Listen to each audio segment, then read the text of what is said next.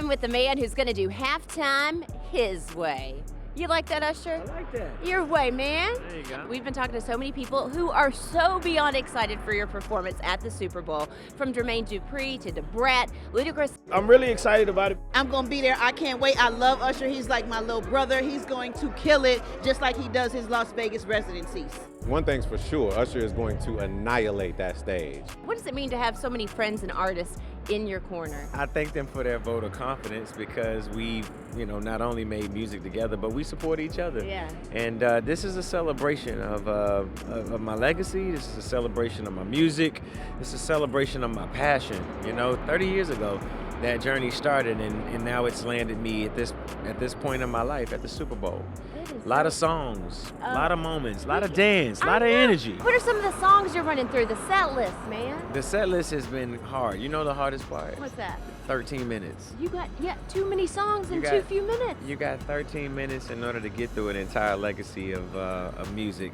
But, I think more than anything, the fact that there's a world out there who loves R&B music, R&B fusion music that fuses all of these different genres together, rather it's been a little bit of EDM, a little bit of hip-hop, or a little bit of soul, whatever it is, but it's R&B that night, you know what I'm saying? And Usher, you always give it to us. Now, I don't know if I'll be able to serenade the way I do it in Vegas there. You got to keep it family friendly. Yeah. Take re-editing, you know? You got to make it safe for work, safe for the family. But you give on quite the show. Baby, let me love you down. There's so many ways to love you. In Vegas, so you've had in your audiences folks like Dr. Dre, Doja Cat, J-Lo. What is it like looking out in the crowd and seeing those very familiar, very famous faces? Really, really nice. Yeah. Right?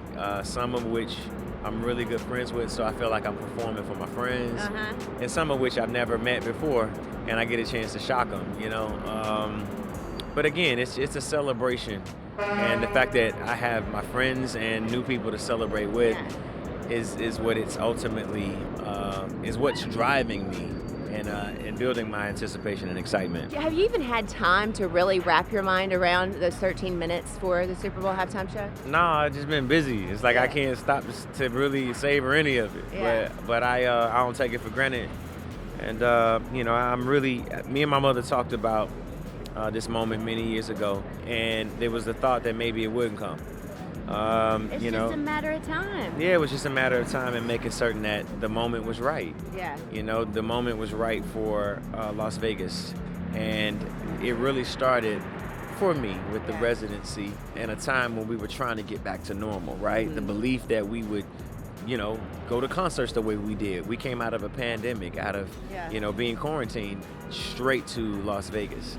And since then, it's just been an amazing experience year after year that has now led to 100 shows, and the crescendo of that 100 shows is at the Super Bowl. I don't think I could have crafted that better. I couldn't have made that up, you know what I mean? So good. But thank God that he had the plan for me to be there. Amen. And I'm gonna be celebrating on this given Sunday. Hey, are you already fielding phone calls from the friends and folks that you've collaborated with over the years? Maybe a little Alicia, maybe a little Bieber. I've been considering a lot, and I've been actually advised today since we've been doing press around. From who? Well, everywhere we've stopped today, while I've been talking about taking the pledge, everybody's like, you know what? Let's talk about who's gonna be up there with you at the Super Bowl. What songs you're gonna perform? Yeah. I'm like, oh my God. Because Jay-Z said you got to bring the magic. It's magic time. So we're ready for the magic. It is magic time. time. Maybe we'll see Jay up there too. Who knows? You had to keep this top secret, your performance at the Super Bowl halftime, from your kids. My creative director, he's giving me tons of notes, giving me tons of ideas. He loves concerts. So, the ideas are just flowing. He's giving me his set list. Okay. How much time I should spend on certain songs, the type of things that I should do to engage my audience.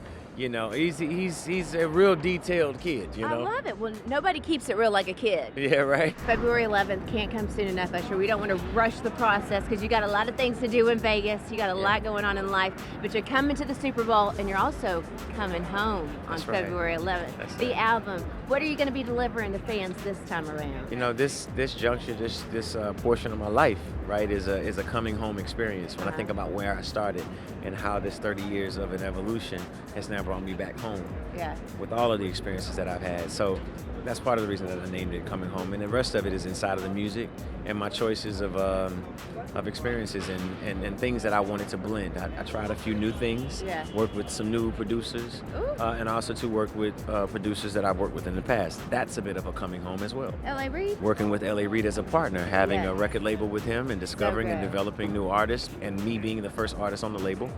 Congratulations. But yeah, it's all coming home. So tell us about the partnership that you have, of course, to detect early diabetes.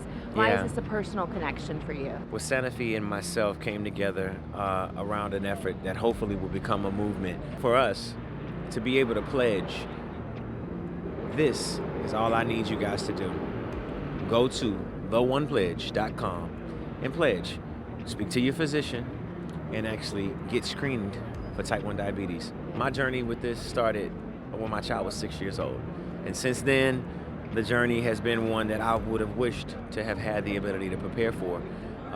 Type 1 diabetes can be hereditary. Yeah. It is something that can be in your family. It is something that can be a condition as you get a bit older. But I think everybody deserves to be informed about their health.